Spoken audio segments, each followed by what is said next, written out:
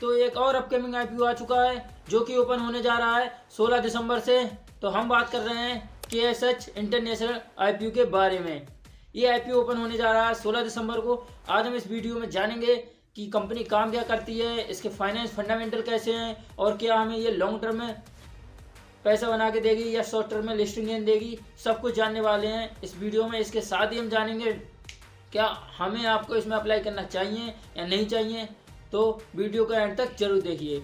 अगर अब मैं बात करूं कंपनी के बारे में तो कंपनी मैग्नेट बिल्डर वायर बनाती है जो कि मोटर, इलेक्ट्रिक व्हीकल, जनरेटर और ट्रांसफार्मर में काम में आते हैं। अगर मैं आपको सिंपल लैंग्वेज में बताऊं तो आपने फैन या मोटर के चारों तरफ वो कॉपर और एल्यूमिनियम का वायर लिपटा हुआ देखा होगा, वो ये मैन्युफैक्चरिंग करती है।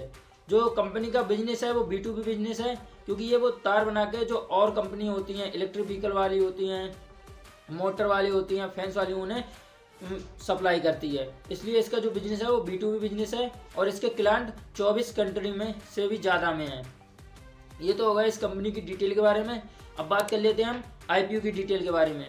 तो ये आईपीओ हमारा ओपन हो रहा है 16 दिसंबर से और इसकी जो क्लोजिंग डेट है वो है 18 दिसंबर और जो इसका प्राइस बैंड रखा गया है वो 365 रुपये से 385 रुपये रखा गया है। और जो ये आईपीओ लेकर आ रहे हैं वो 710 करोड़ का आईपीओ लेकर आ रहे हैं। जो इस आईपीओ का इशू साइज है वो 710 करोड़ रुपए है, जिसमें से 420 करोड़ रुपए फ्रेश इशू है और 290 करोड़ रुपए ऑफर फॉर सेल्स है।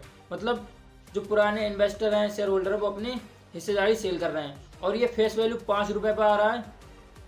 ये हो गई इस आईपीओ की डिटेल। इसमें से जो QIB के लिए पोर्शन रखा गया है वो 50% है, रिटेलर के लिए 35% और HNI के लिए 15% कोटा रिजर्व रखा गया है। अब इसके फाइनेंस फंडामेंटली बात कर लेते हैं। तो FY23 में इसका एसेट 359 करोड़ रुपए था और FY25 में इसका जो एसेट है वो 744 करोड़, मतलब डबल जैसी ग्रोथ दिखा रही है। ये इसके लिए अच्छा पॉजिटिव पॉइंट है। और इसके FY25 के हाफ क्वार्टरली में अगर मैं बात करूं तो 793 करोड़ रुपए हो चुके हैं, मतलब अच्छा इसका एसेट है। और अगर टोटल इनकम की बात करूं तो उसमें भी साल दर साल हमें ग्रोथ देखने को मिल रही है, जो कि FY23 में इसके टोटल इनकम 1000 करोड़ करीब में थी और FY25 में इसकी इनकम 1938 करोड़ है। मतलब इसकी जो टोटल इनकम है उसमें भी साल दर साल ग्रोथ देखने को मिल रही है, डबल जैसी ग्रोथ है। ये इसके लिए पॉजिटिव पॉइंट है। इसका अबीटा भी साल दर साल बढ़ा है। और इसके अगर प्रॉफिट की बात करूं तो प्रॉफिट भी साल दर साल हमें बढ़ा है और इसके प्रॉफिट में भी डबल जैसी ग्रोथ देखने को हमें मिल रही है। ये कंपनी फाइनेंशियली तो अच्छी है। और इसकी बोरिंग की बात करूं तो इस पर अभी 379 करोड़ रुपए बोरिंग है। अगर मैं इसकी डेट टू इक्विटी रेशियो की बात करूं तो 1.17 निकल के आता है, जो कि थोड़ा सा ज़्यादा लग रहा है, क्योंकि जो कंपनी का फ्रेश इशू है उसमें से ये अपनी बोरिंग भी कम करने वाली है, अपना जो डेट है वो कम करने वाली है, तो इसका डेट भी कम हो जाएगा। ये कंपनी के लिए पॉजिटिव पॉइंट है। अगर मैं इसकी GMP की बात करूं तो इसकी ग्रे मार्केट में कोई भी डिमांड नहीं बता रहे हैं। इसकी GMP अभी 0 चल रही है, ये इसके लिए नेगेटिव पॉइंट है। पर अगर मैं इसकी और जो पीयर कंपनी हैं उनकी ग्रोथ देखूँ तो बहुत अच्छी उन्होंने ग्रोथ दिखाई है।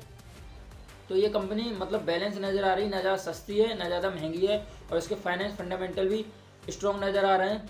आप इसमें क्या करने वाले हैं, अप्लाई करने वाले हैं, अवॉर्ड करने वाले हैं, मुझे कमेंट में ज़रूर बताएं।